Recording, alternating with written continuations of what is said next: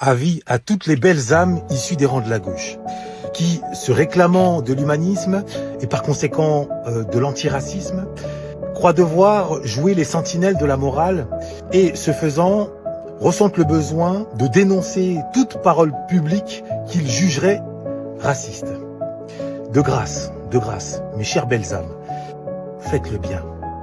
Faites-le non pas simplement avec émotivité, faites-le également avec rationalité, avec perspicacité. En clair, ne vous contentez pas de dénoncer.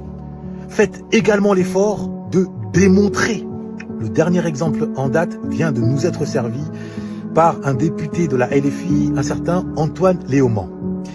Jugez plutôt par vous-même. J'apporte mon soutien à Omar Sy, victime une nouvelle fois de racisme de la part de la chaîne CNews. Pourquoi? Parce qu'il a simplement célébré la victoire du Sénégal lors de la finale de la Coupe d'Afrique des Nations. Écoutez ses propos sur CNews.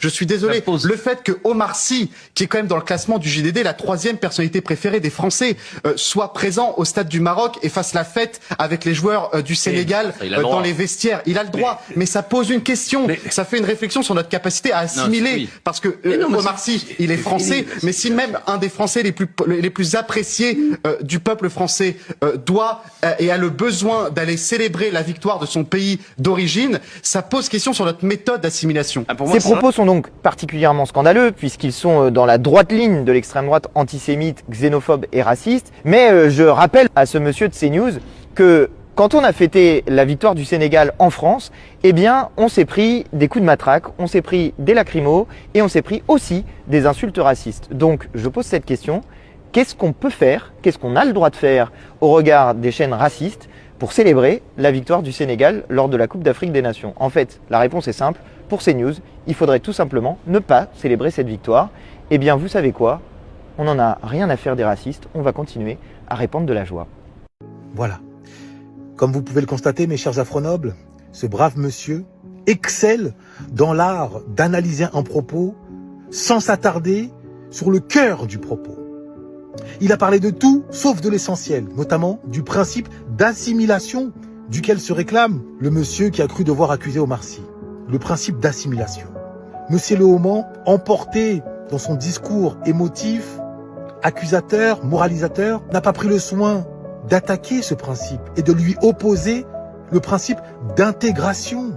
Il est facile d'expliquer que si il est vrai qu'une partie de la France, notamment de droite, se réclame du principe d'assimilation, un principe qui oblige tout citoyen à abandonner sa culture d'origine au profit exclusif de sa culture d'adoption, il est au moins aussi vrai qu'il existe une autre partie de la France qui, elle, se réclame du principe d'intégration, lequel n'oblige pas l'abandon de la culture d'origine.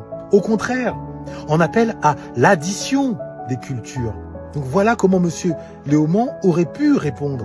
En ajoutant un point, c'est que le principe d'assimilation pouvait fonctionner avec des Polonais, avec des Italiens, du fait que visuellement, ils étaient similaires avec des Français venus d'Alsace, de Franche-Comté, de Bretagne.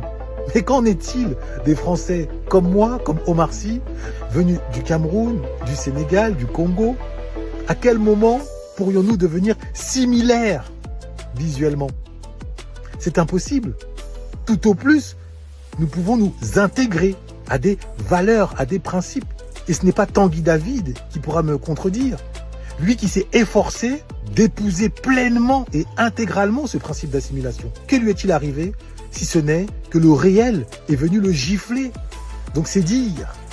Voilà pourquoi, cher monsieur Léaumont et toutes les autres belles âmes issues des rangs de la gauche, si vous voulez prendre notre défense, sans donner de nous une image victimaire, émotive, faites-le pas uniquement avec votre cœur, faites-le avec votre tête. Ne vous contentez pas de dénoncer, démontrer, argumenter de façon rationnelle en reprenant des propos précis et non pas en enfermant les propos que vous dénoncez dans une étiquette moralisatrice. Que chacun se le tienne désormais pour dit. Noblesse oblige.